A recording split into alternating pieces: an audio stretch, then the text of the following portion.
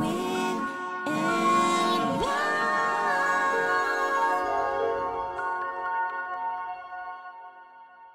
Hello everyone, and welcome to Älvan with Älvan.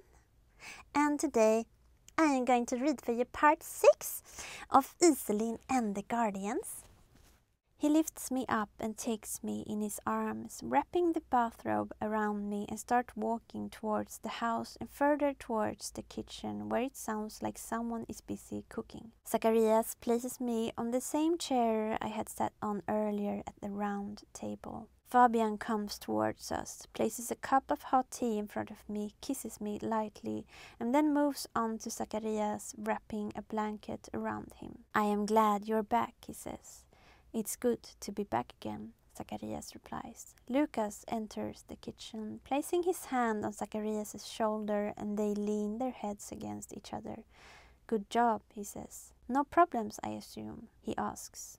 No problems," Zacharias answers. "Good to hear," Lucas says, moving towards me and putting his arms around my shoulders, placing a kiss on my cheek. "And I noticed that my lady has cleaned, but next time leave it to me. It's my job. Fabian cooks, Zacharias take care of the garden, and I keep things clean, so you don't have to worry about anything." He kisses me lightly again and sits down beside me. Zacharias also takes a seat on the chair, and Fabian comes with the food and sits down. And I marvel at how natural it all feels. Homey and ordinary. How natural they are with each other. How natural they are with me. The woman in the garden said I should look inward, that I had all answers within me. So I close my eyes, and within me I can feel them. It's as if they are a part of me, an extension of me, a bond that connects us to each other, and I am at its center. I gently touch our bonds, and their emotions fill me. Relief, wonder, love, longing, desire. So many emotions all at once. I tug lightly at the bonds, and all three laugh simultaneously. I open my eyes, and I am met by 3 huge warm smiles that meet mine. I am connected to these men on a deeper level than I thought. "Who are you, and how do you know me?" I ask, and Fabian answers. "You've already seen Zacharias, so you know what we are." He looks at me, wanting me to say it out loud. "Dragons," I reply. "Yes," he continues, "we are dragons. When I heard you and Lucas talking, you said that you lost me once before. What did you mean by that? How is that you have memories of me, but I have no memories of you? We don't really know why we remember and you don't, but we think it has to do with how we were sent back. We know who you are because this is not the first time we've met. We've met before," he says. I can sense the tense atmosphere in the room and instinctively touch our bonds. Sorrow, a despair so great pulses through them, and I know instinctively. I know what happened. My dream was real. I died, I say, and look up at Fabian, and he nods and replies. "We thought we were safe, but we were surrounded, attacked. They came in a large flock, too many all at once. They overpowered us, and you fell." He pauses, and I can see how much it hurts him to speak of it, but he continues. "We couldn't save you. It is our duty to protect you as your guardians, but we failed. Through our bond, I can feel how much it hurts them, regret mixed with helplessness, and I respond. I had a dream a month ago, but now I realize it wasn't a dream. I woke up in my bed full of bruises, but before I died, I could feel you. I couldn't see you, but I could sense you. I didn't know who you were, but you were there with me. I wanted to comfort you and tell you that everything would be okay again, but I couldn't. I let go, but I wasn't alone. I felt loved and safe. I don't remember what happened, but I am sure that whatever it was, you did your best to protect me. It is not your fault that I died. But what happened? Why did someone want to harm us? Zacharias answers, before you were born, a conflict broke out in our world.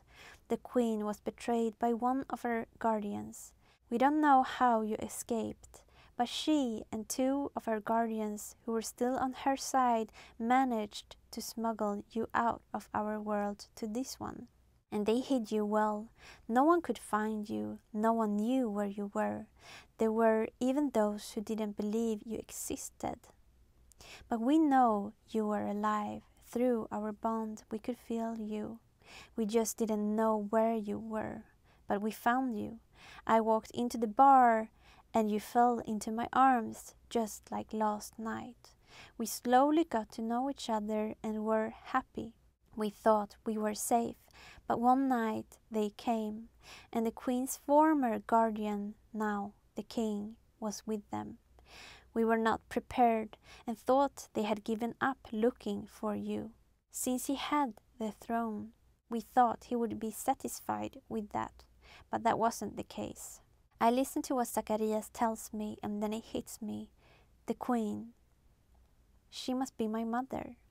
I grew up in an orphanage and after that in various foster families, but I have never had a family. I have always longed to meet my family, but something tells me that it is not possible.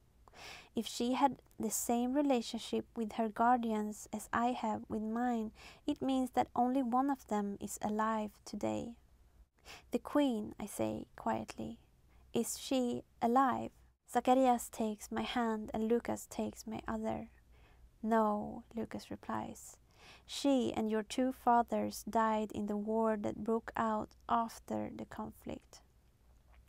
So it's my third father who started it all, I ask. Yes, Lucas answers. He became addicted for power and filled with jealousy. He didn't want to share your mother with the other two, and he couldn't bear that she ruled our kingdom. It drove him mad, and he betrayed those closest to him, those who loved him the most. Fabian rises from his chair and embraces me from behind. That will never happen with us, he says. We love you above all else. Our greatest wish is to see you grow, to be a part of your life, however you choose to live it. I know, I reply, leaning my head against him. I can feel it through our bond and in my heart. I am so grateful to have found you again. But how is it that I came back to life? I ask. We don't really know how, Fabian answers, but we believe it's the Queen's magic. She was incredibly strong, stronger than we ever could imagine. There is no documentation in our history of anyone ever succeeding in turning back time, but she did it. Even after her death, she managed to turn back time so that you and we would have another chance. Even though I've never met her, I can feel how moved I am. She was there for me. She was there for me. She's always been there for me without me knowing it. But my thoughts are scattered as the air fills with a roar I recognize, the same one I heard last night. Through our bond I can feel fear, but also determination. We didn't think they would find us here. They didn't attack us in the city last time as they did last night. Maybe it's not just us who have our memories intact, Zacharias says, standing up. And then everything happens quickly. Someone finds clothes for me that I quickly put on, and then we are out of the house. The roar echoes through the night, but it's as if it can't come any closer. The protection boundary is intact, but it won't hold much longer. I can hear Zacharias' voice in my head. The fastest way for us to get away from here is to fly. Are you ready? Lucas asks. I am ready, I reply. And then it's as if they shimmer, and suddenly 3 gigantic dragons stands before me. Zacharias' golden form that I have seen before, but now also Fabian and Lucas, with the same color as their hair, red and blue. 3 incredibly beautiful and majestic creatures standing in front of me. But there is no time to admire them now. We are in a hurry. Lucas bends down. Princess, let me be your ride tonight.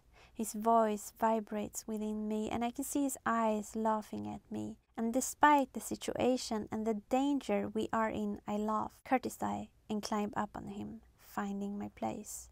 Hold on to me tightly. My magic will keep you from falling, but grab hold of me anyway. Thanks. I try to send my thought through our bond. Does it work? Can you hear me? We can all hear you. And then I can feel his muscles under me, tense, moving, and then we are in the air. The roar grows louder, and suddenly it feels like the whole world is vibrating. A shockwave comes towards us. They have breached the boundary. I turn around and can see several shadow-like creatures approaching us, dragons, and in front of us, almost floating still in the air, is him. I don't need to ask. I know who he is.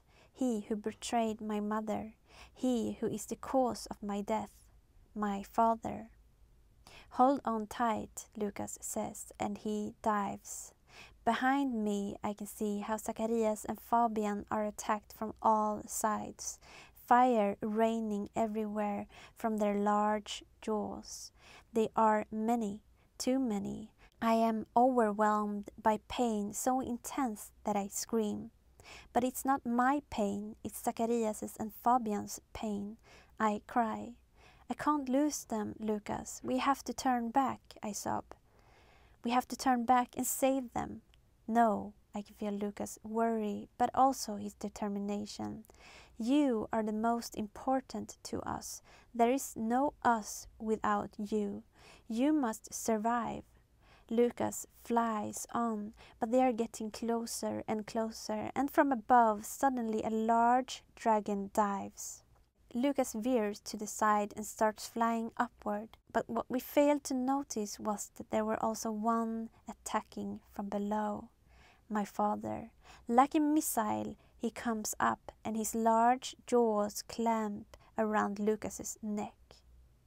And that was it, everyone. That was part 6 of Iselin and the Guardians. Bye, bye, bye, my darlings.